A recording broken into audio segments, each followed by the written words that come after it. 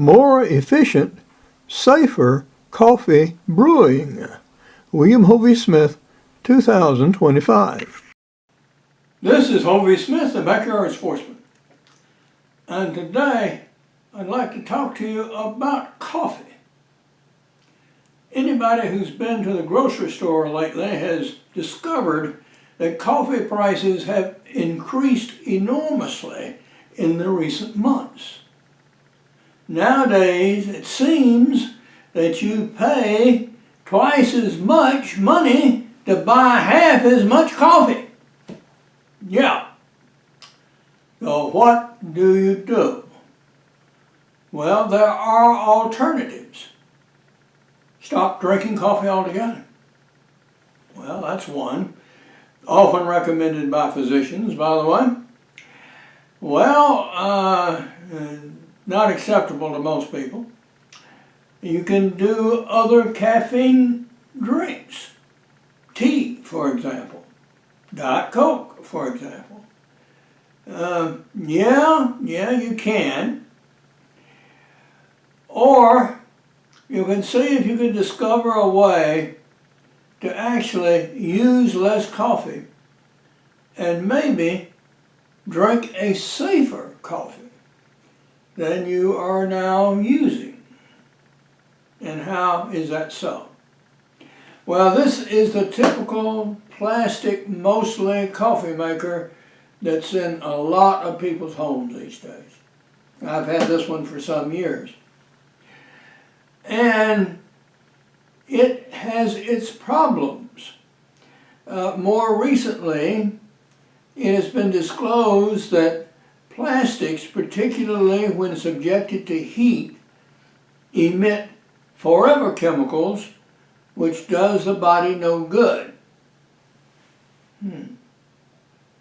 Well, in your grandparents' day, they had something like this.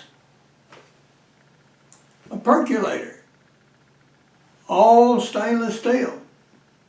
All components in contact with the coffee are stainless steel.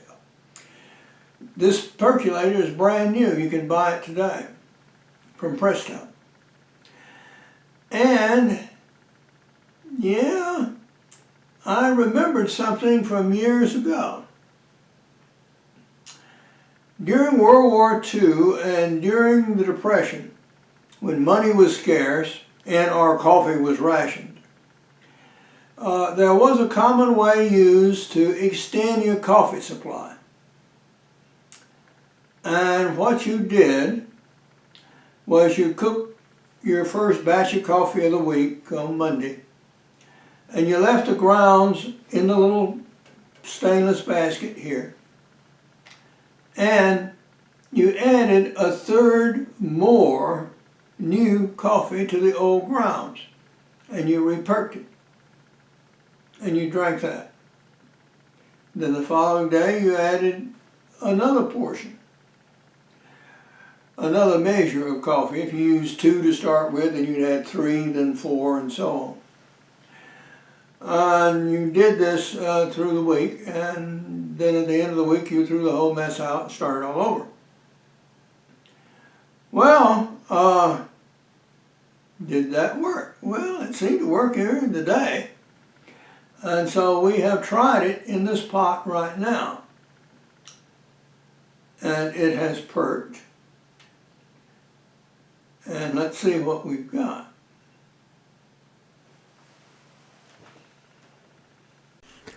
I'm the author of more than 20 books. These include outdoor titles, business books, and more recently novels and screenplays.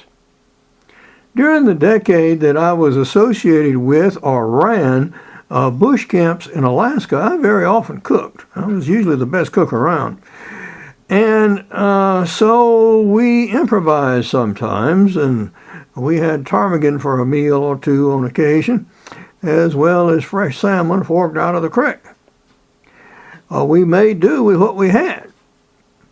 Well, my most recent and useful book is an audio title, Make Your Own Job Anytime, at Any Place, at Any Age, which tells you how to come up with an original job idea and actually start your own business in the U.S. It gives detailed instructions about that. And this is something that I recommend for anyone in these uncertain days.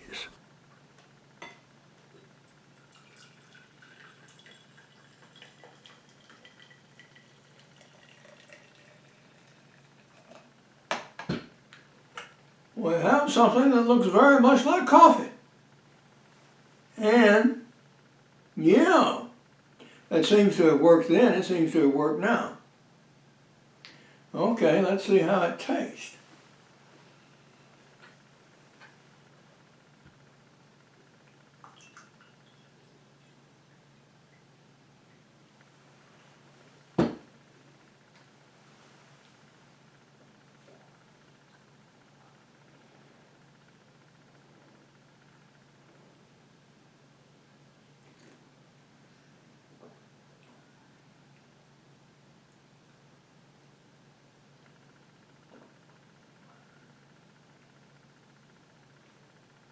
Taste of coffee.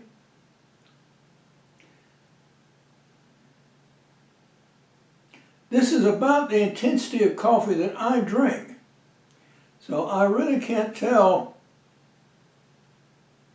terrible much difference between this, which I made the regular way this morning, and this I just produced from the pot.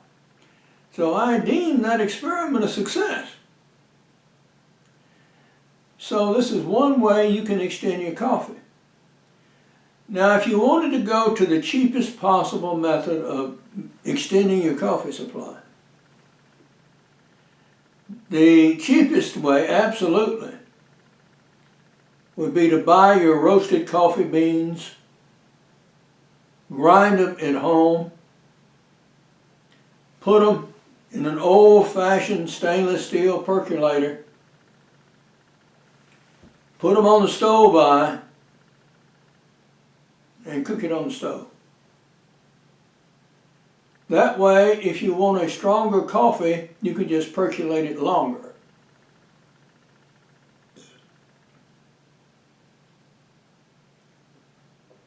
Now, if you want to get a higher caffeine extraction on your second perk, using the additive ground methods which we described, theoretically possible if you used a dark roast, you should be able to extract more caffeine on that second perk than you would if you had a medium roast or a light roast. And that might be advantageous so far as raising the total caffeine content of your drink. So these are some suggestions of what you can do about your coffee supply. Yeah. Safer, go back to stainless in whatever pot you use. And use your old grounds, augment them with the new. Now, I don't know if I would take this all week or not. That seems to be a bit much. You can get mold growth on coffee in warm weather in a few days. But 3 days? Yeah, you'll probably be able to do it very safely in 3 days. But now, this is Hovey Smith, reminding you to hunt what you eat and eat what you hunt. Be legal, be ethical, be safe, goodbye, God bless, and see you next time.